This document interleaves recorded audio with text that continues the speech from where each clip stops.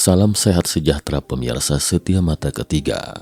Hari ini kita akan bincang-bincang lagi tentang peristiwa dunia melalui penerawangan seorang peramal kondang asal Amerika, Jeane Dixon. Pada 14 Mei 1953, stasiun TV NBC Amerika Serikat memproduksi program siaran langsung eksklusif.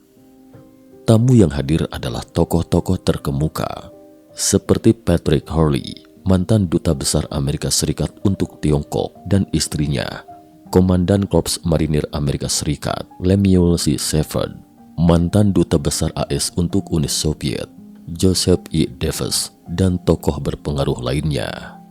Tentu saja, peramal terkenal dunia, Jeane Dixon juga hadir di sana. Dalam program kali ini, Jeane diundang untuk menerawang tentang situasi politik dunia di masa depan. Di awal program, Davis, seorang ahli masalah Uni Soviet, langsung mengajukan pertanyaan pamungkas. Berapa lama lagi masa jabatan Perdana Menteri Uni Soviet Georgi Malenkov? Suasana pun menjadi hening seketika, baik tamu undangan atau pemirsa di balik layar TV menunggu dengan napas tertahan atas jawaban Jeane. Sementara Jeane tampak sangat tenang dan santai, sama sekali tidak merasa pusing dengan pertanyaan ini. Dia menatap dengan cermat bola kristal dan menjawab dengan tegas. Dia akan mengundurkan diri dalam waktu kurang dari 2 tahun dan mengalihkan jabatannya kepada seorang pria bermata hijau dengan kepala oval, rambut abu-abu bergelombang, dan berkumis. Jawaban Jeane ditanggapi dengan nada dan senyum dingin oleh Davis. Davis menampiknya dengan angkuh sambil berkata bahwa para Perdana Menteri Uni Soviet tidak akan mundur dengan cara damai, kecuali meninggal secara alami atau sengaja dilenyapkan. Kemudian Davis menambahkan, penampilan fisik orang Uni Soviet tidak seperti gambaran Jeane, jadi apa yang dikatakan Jeane itu sama sekali tidak benar. Jeane mengabaikan keangkuhan Davis dan dengan tenang merespon bahwa kebenaran atas hal itu akan terungkap setelah 2 tahun kemudian. Mengapa Jeane menekankan 2 tahun kemudian? Jeane menuturkan bahwa ia melihat ekor yang sangat kecil di bawah angka 2. Kemudian di dalam bola kristal itu, Jeane kembali melihat pemandangan baru. Dia pun segera membagikan temuan barunya ini, mengatakan bahwa pria berkumis itu hanya akan berkuasa untuk waktu yang singkat sebelum digantikan oleh pria pendek dan gemuk. Tak lama setelah itu, sebuah benda keperakan berbentuk bola akan keluar angkasa. Benda ini akan terbang mengelilingi bumi dan kembali ke Uni Soviet, di mana ia akan mendarat seperti merpati perdamaian di atas kepala pria pendek dan gemuk itu. Kemudian ia akan menancapkan cakarnya ke dalam kulit kepala pria itu. Jeane menuturkan, semua petunjuk itu menyiratkan bahwa Uni Soviet akan memiliki pengaruh politik yang sangat besar setelah meluncurkan objek pertama di dunia yang mengorbit bumi. Jeane bahkan membuat lingkaran dengan kedua tangannya, menunjukkan bentuk satelit buatan masa depan itu. Diperkirakan, Davis sudah panas dingin mendengar penjelasan Jeane seperti itu. Dia lupa bahwa dia berada di siaran TV langsung, dan dia tidak peduli lagi dengan sikap gentleman seorang pria. Davis seakan lepas kendali, mencengkram lengan Jeane sambil dengan nada lantang dan kasar berkata, "Tidak benar, hal itu tidak akan pernah terjadi. Saya sudah lama menjadi duta besar di sana, dan saya akan tahu hal itu tidak akan berlangsung seperti itu di Uni Soviet." Sementara saat itu, penonton di depan TV juga terhibur dengan reaksi Jeane. Mereka mendengar Jeane berseru, "Oh, Tuan Duta Besar, Anda telah membuat kacau koneksi video saya." Hingga akhir program, Davis tetap saja tertawa sinis pada Jeane sambil mengatakan bahwa Jeane seharusnya lebih banyak membaca buku-bukunya tentang Uni Soviet dan belajarlah lebih banyak tentang Uni Soviet. Alhasil 1 bulan sebelum genap 2 tahun, Nikolai Bulganin menggantikan Malenkov secara damai sebagai Perdana Menteri Uni Soviet. Bulganin, pria berkumis dan rambut abu-abu dengan janggut kambingnya, sama persis seperti yang digambarkan Jin dalam prediksinya itu. Sementara Nikita Khrushchev yang gemuk dan berkepala gundul dengan cepat mengambil alih kekuasaan dan menjadi bos Partai Komunis Uni Soviet. Pada Maret 1958, Khrushchev memberhentikan Bulganin sebagai Perdana Menteri. Ditilik dari sisi waktu, prediksi Jin memang sangat akurat. Jin dapat menghadapi tantangan provokatif tanpa persiapan, membuat prediksi yang hidup dan akurat di depan audiensi di seluruh Amerika Serikat. Situasi politik telah diprediksi dengan benar. Lalu bagaimana dengan satelit Uni Soviet itu? Dalam suatu program NBC, Jin menarik perhatian satu orang, Andrew Hale, tokoh terkenal di bidang luar angkasa dan astronautika Amerika Serikat. Saat itu Hale adalah penasehat umum dari Organisasi Advokasi Antariksa Internasional dan konsultan untuk perkumpulan profesional untuk bidang teknik kedirgantaraan Amerika Serikat.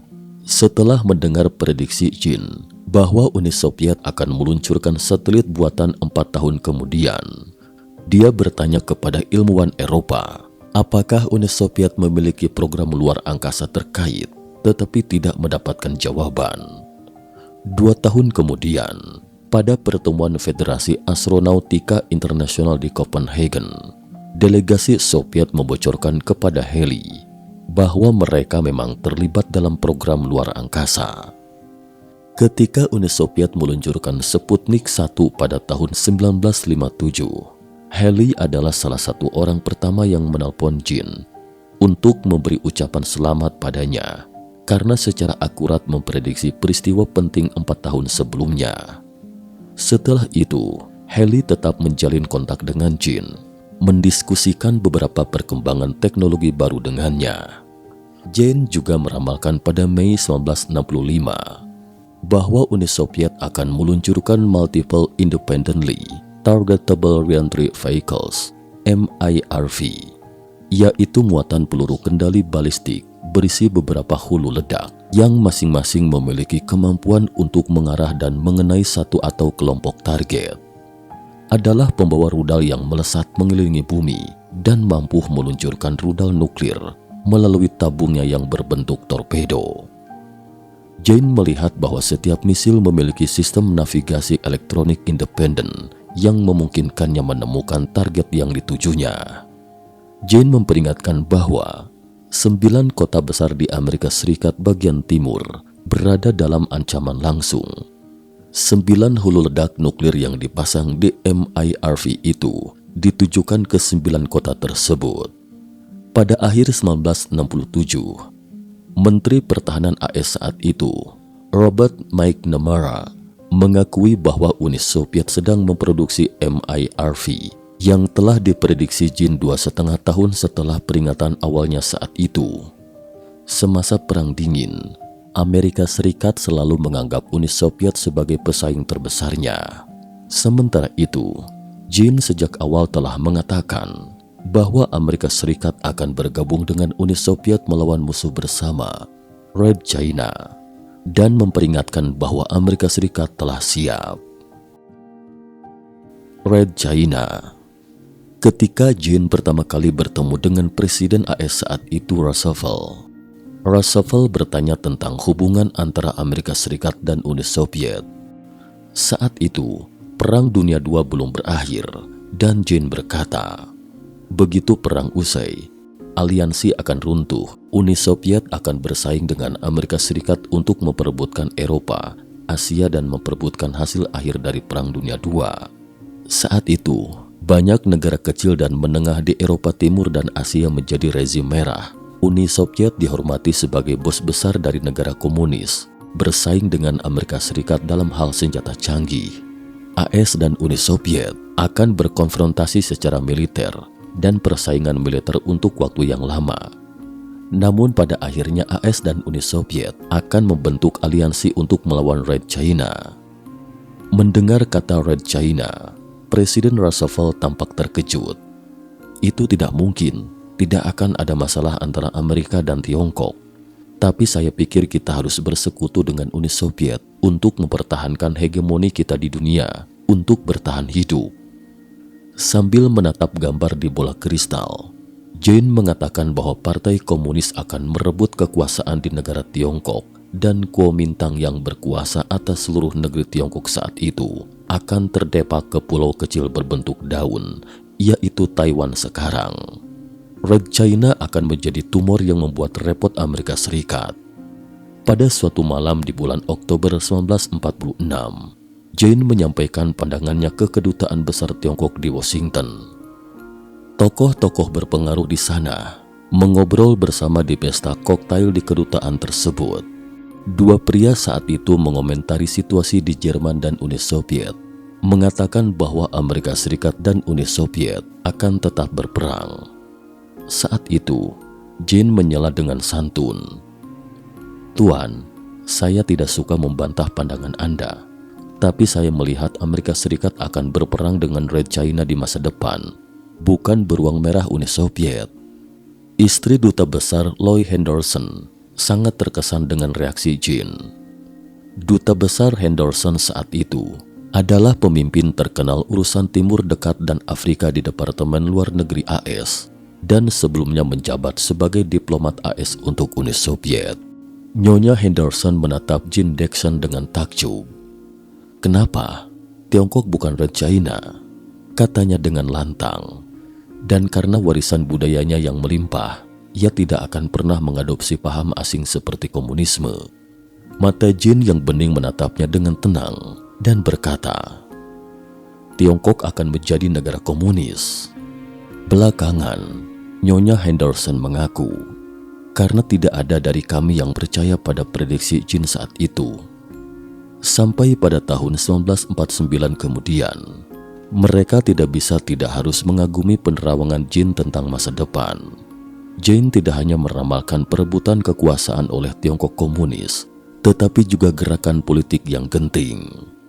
Setelah Oktober 1964, Jane meramalkan bahwa tidak lama setelah itu akan terjadi perebutan kekuasaan di antara tokoh-tokoh elit Tiongkok dan seluruh negeri akan jatuh ke dalam kekacauan yang belum pernah terjadi sebelumnya.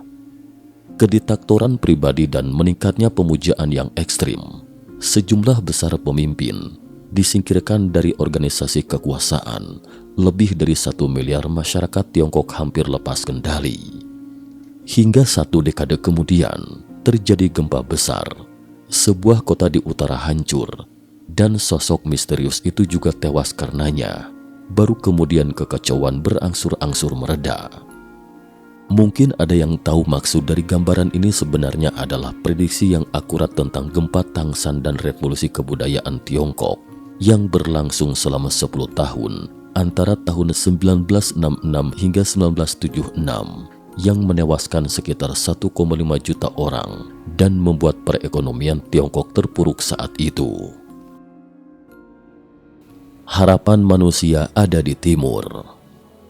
Setelah memaparkan sekian banyak prediksi Jin, yakin orang-orang akan merasa bahwa gelarnya sebagai nabi terbesar abad ke-20 memang layak disandangnya. Orang-orang yang melihat ramalan selalu ingin mengetahui sesuatu tentang masa depan yang belum diketahui. Misalnya terjadinya suatu peristiwa besar dan perjalanan nasib manusia. Terkait materi-materi ini, Jane memang pernah menggambarkannya. Jane telah melihat kelahiran orang bijak atau majus dari timur dalam 3 penerawangannya.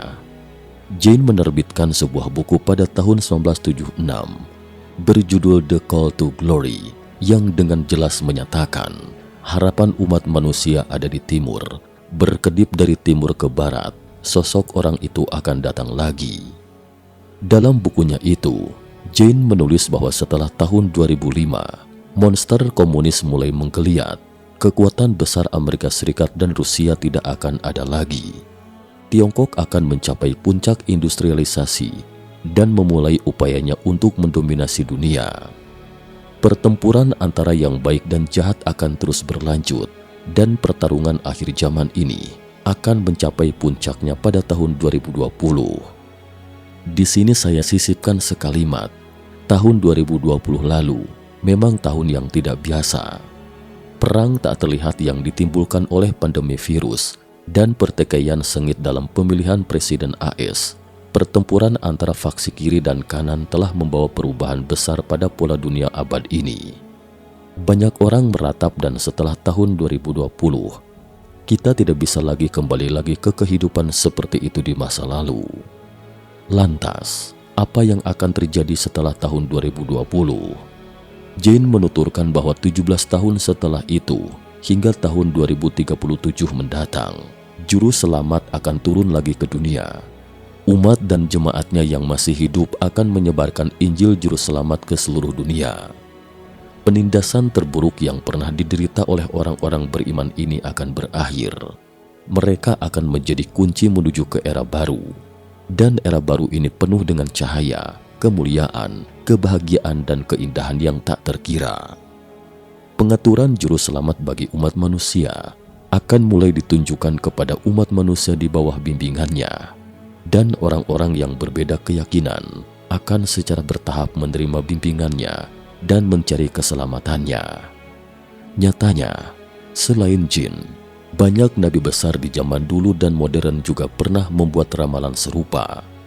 Dalam buku-buku Tiongkok kuno, seperti Tu Pai Tu, yang ditulis oleh Li Chunfeng dan Yuan Tiankang, semasa dinasti Tang dan dinasti Tiongkok kuno lainnya, pernah menyebutkan orang bijak atau majus dari timur yang menciptakan abad baru bagi umat manusia.